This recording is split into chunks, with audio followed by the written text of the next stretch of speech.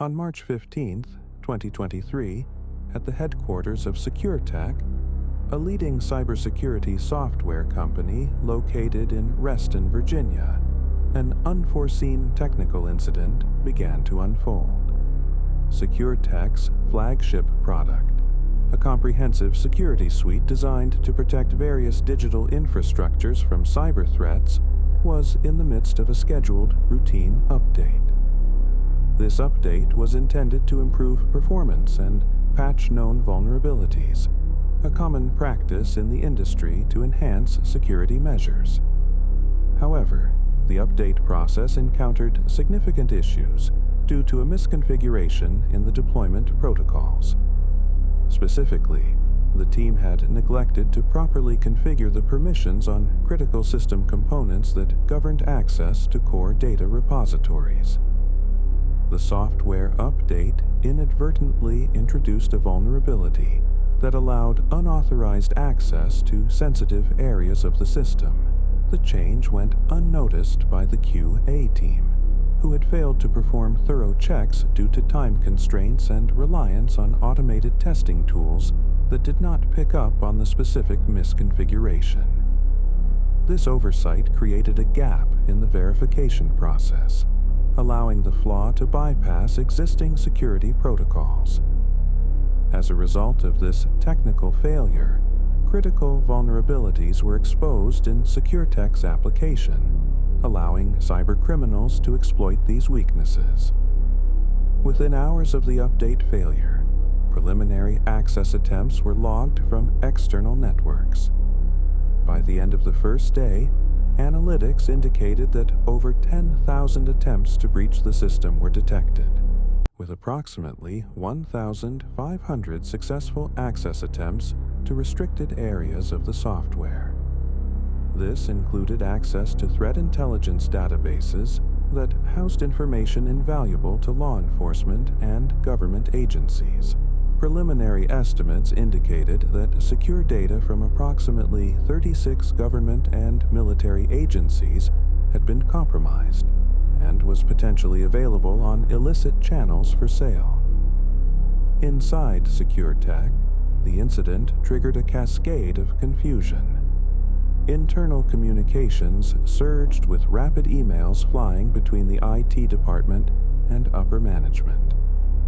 Staff set up an incident response channel to address the escalating problem. Initial assessments suggested the issue was merely a connectivity problem related to the update process. Managers mistakenly reassured their teams that the system would stabilize once the update completed fully, leading to misguided efforts aimed at patching other minor identifiable bugs instead of addressing the critical vulnerabilities. Simultaneously, external signals surfaced that hinted at escalating concerns. Users began reporting unusual behaviors.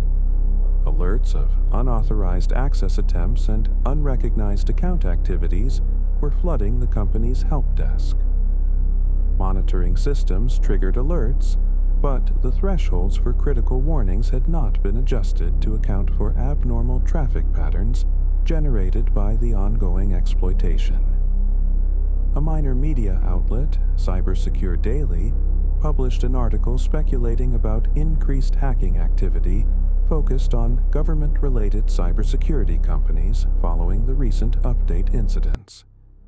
While this coverage was minimal, it hinted that incidents of unauthorized data access were becoming a notable trend. As days passed, the internal atmosphere at SecureTech shifted from confusion to urgency. Despite the rising number of reported incidents, the organization continued to misjudge the severity of the situation. The wrong assumptions about the nature of the issue persisted, leading to continued investments in minor fixes that failed to address the systemic security flaw. By March 18th, the breaches had expanded beyond government data to also compromise sensitive information from private sector clients, with over 500 organizations reporting data extraction incidents attributed to the vulnerability. As confidential information made its way into the digital black market, The increased trading of hacked data resulted in transactions scaling to alarming levels. Researchers noted a spike in dark web forums, where stolen data began to circulate quickly, with prices for sensitive information fetching amounts ranging from hundreds to thousands of dollars, depending on its value. Adjusted estimates suggested that the potential financial impact for affected organizations could exceed $200 million, factoring in projected losses from data recovery, potential regulatory penalties, and damage to reputation. Despite little clarity emerging about the extent of the breaches at SecureTech, national security agencies expressed growing concern. The Department of Homeland Security initiated an informal assessment to address potential risks to national cybersecurity standards. However, their attention was spread thin across multiple incident reports, and without clear actionable intelligence from SecureTech, the focus was diluted, potentially leaving vulnerable targets unmonitored. By March the 20th, as the situation escalated, it became difficult for stakeholders within SecureTech to ignore the implications of the failures.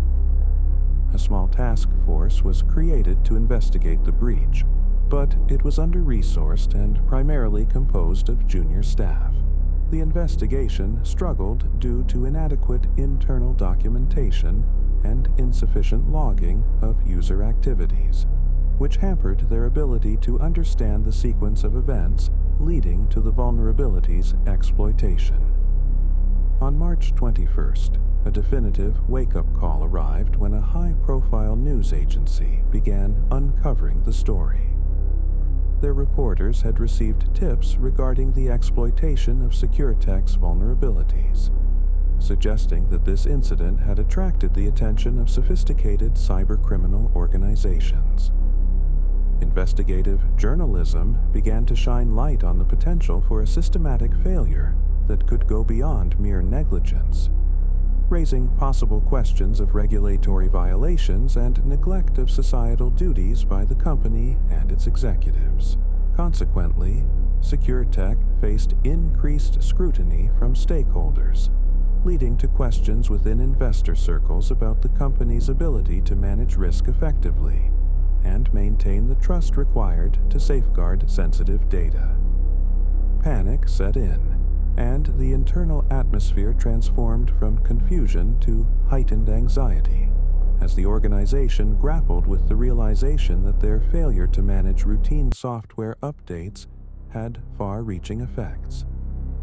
Meanwhile, malicious actors across the digital black market continued to exploit the situation, accelerating the cycle of breach and exploitation that would anchor their activities for weeks to come.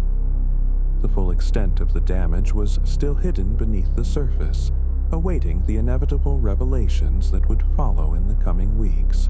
As investigative journalism gained traction, more outlets began to publish exclusive reports about SecureTech's breach, revealing multiple layers of negligence in both their response to the initial software update failures and the ensuing security incident.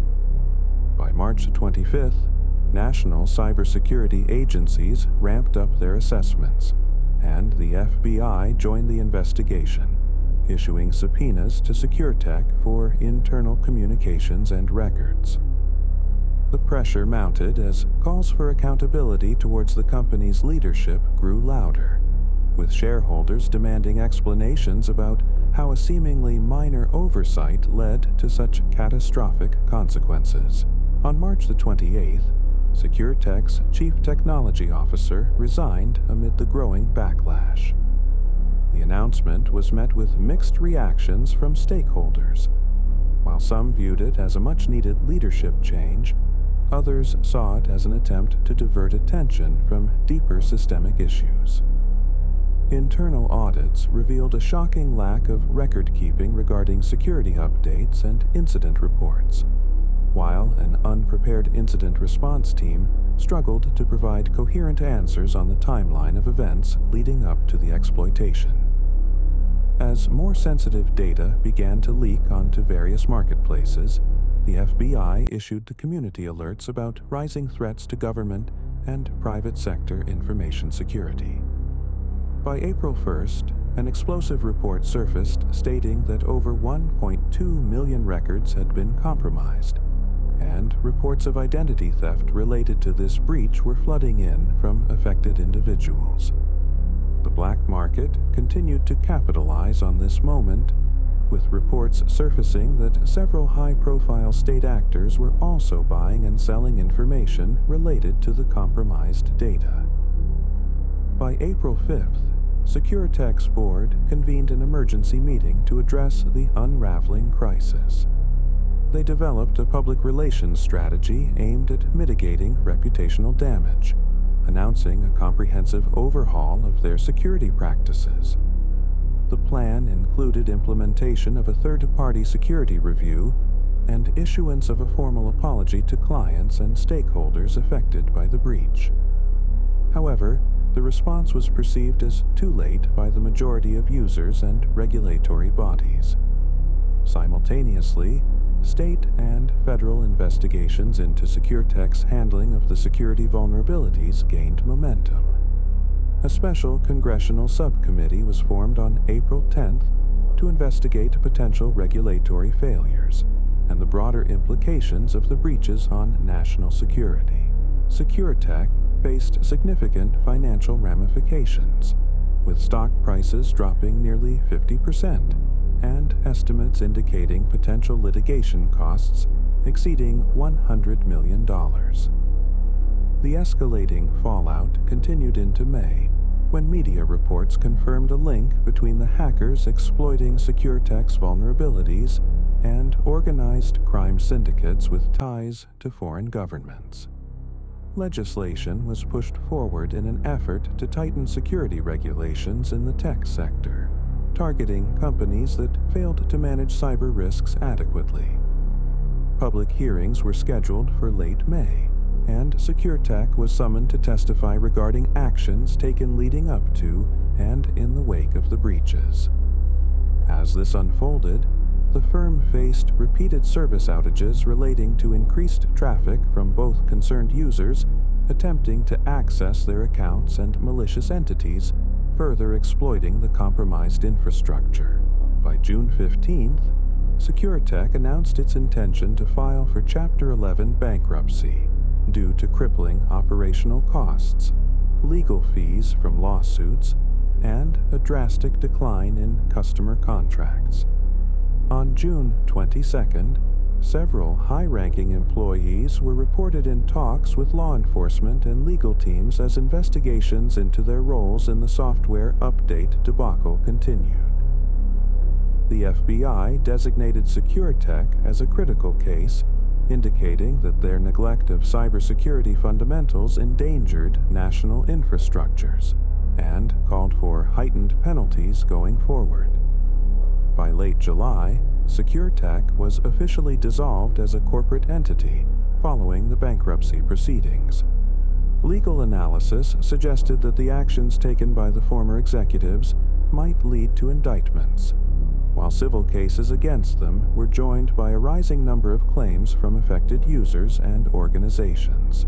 In an ironic twist, many of the affected customer organizations began collaborating on a centralized collective focused on improving cybersecurity measures across their sectors, learning from the catastrophic failures of SecureTech in an effort to build more resilient systems. The exposure of SecureTech's vulnerabilities and internal mismanagement became a case study adopted in multiple governmental cybersecurity trainings aimed at future prevention. As a final note on the situation, throughout August and into September, further legal ramifications continued to unfold as investigations persisted into the actions, or inactions, of SecureTech's former executives.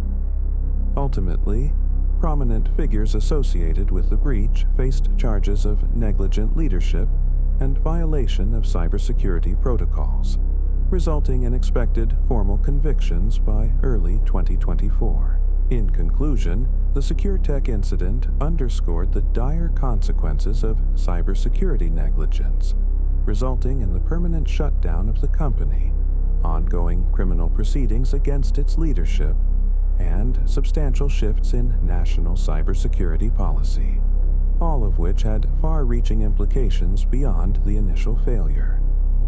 As of September 2023, SecureTech is officially considered defunct, with no plans for revival and a lasting impact on the cybersecurity landscape still unfolding.